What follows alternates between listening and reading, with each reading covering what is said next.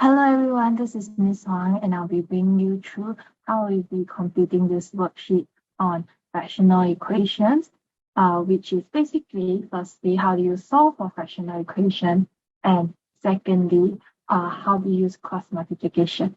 Okay, these are not really that new concepts to you, so don't need to be too worried. And it's a 5-page worksheet that you'll have to complete in maybe about a week. Right, so you can take your time to look through and understand the concept. Okay, so the first thing is, what is a fractional equation? Okay, so algebraic equations, as you have learned it, right? As you can see from the first page of your worksheet, is that it is an equation in which you have to solve for the unknown x. Okay, so let's say I have x plus 3 equals to 7, then I would shift the 3 to the other side to make x alone, right? So x equals to 7 minus 3 equals to 4, right? To check my answer, all I need to do is to sub. Okay, so substitute the x equals to 4, which was my answer, into the equation x plus 3 equals to 7. So if I sub it in, 4 plus 3 equals to 7, right? So I have now checked, yes, this answer of x is actually correct. Okay, so now let's look at the medium equation. Right, this is also not new to us. So if 2x minus 5 equals to x minus 1, then 2x minus x equals to minus 1 plus 5. So I shift the 5 over, shift the minus 5 over as well as the x. Okay, so I'll get x equals to 4.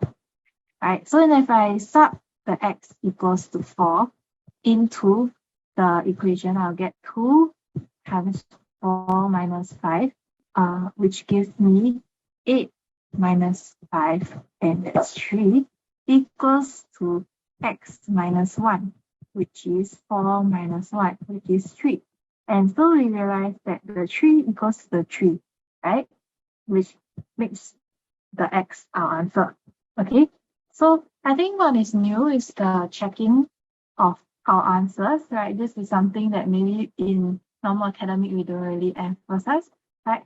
So it is also not necessary in express math, but it is something that we can do to check our answers. And then the last one is the brackets. So I'm sure you all will know how to do this. Okay, but what is new for express that we don't learn in NA is that we have fractions this time in these equations in which we have to solve for x. So let's say if 2x over 5 equals to 2, then what is x, right? Right. So to solve the equation, first thing first, I need to multiply both sides by 5. So how do I get the 5? It is the denominator, right? Because I want to get rid of the fraction, right? So if I multiply the 5 on the left-hand side, it cancels out the denominator. But on the right-hand side, it cancels out nothing. So we just leave it there. Once the denominator is cancelled, I get 2x equals to 10. If 2x equals to 10, then x will equal to 5. Okay, if I want to check my answer again, 2x over 5 equals to 10 over 5 equals to 2, which is the right hand side of the equation at start. So if I check it, it is correct. Okay. And so you all can try the rest of the questions. It shouldn't be too much of a problem. But let's say if we have something like question C, which is plus 1 to the fraction, what you can do is to shift the plus 1 to the other side so that it becomes 3 minus 1. And everything will be easy again. So I give you that hint. For questions like part K, it would be, let's say if I have to shift the x over 3, so I just shift all the x terms to one side, it will be x over 3 plus x over 3 equals to 6 minus 4.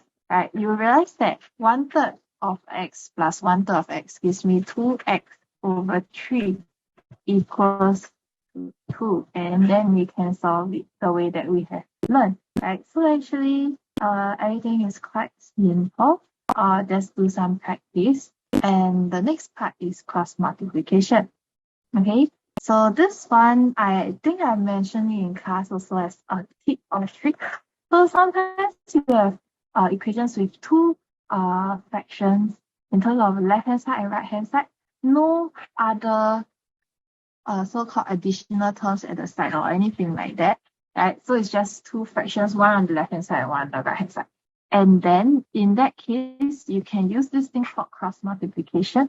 The explanation is there, but you don't really have to look too much into it. Basically, you cross multiply. So if I were to do practice one with you, it would basically be 3 times y plus 8 equals to 4y from cross multiplication. And to find the unknown y, you just have to solve by expanding the bracket, and this is all everything that we have learned already. Yeah. So it is not too difficult, I think. And I wish you all the best. Try the questions and submit it on Google Classroom. Okay,